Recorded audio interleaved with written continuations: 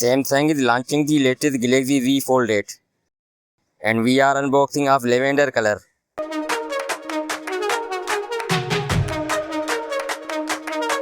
Powering is a well-known Qualcomm Snapdragon 8 Gen 5 chipset with the additional power of a 4.74 GHz Octa Core CPU. There is a 12 and 16 GB of RAM combined with 256, 512 GB and 1 TB of internal memory.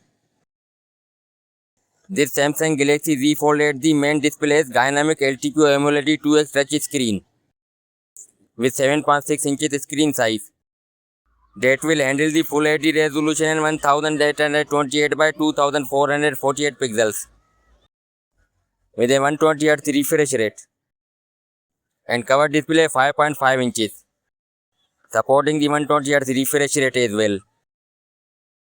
There will be a setup of dual cameras, 50 megapixel main sensor and 50 megapixel ultra wide sensor. It is packed with dual front cameras, both are 10 megapixel. Fingerprint will be side mounted.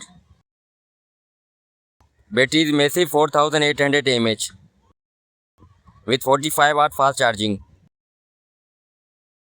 It runs on Android 16 operating system.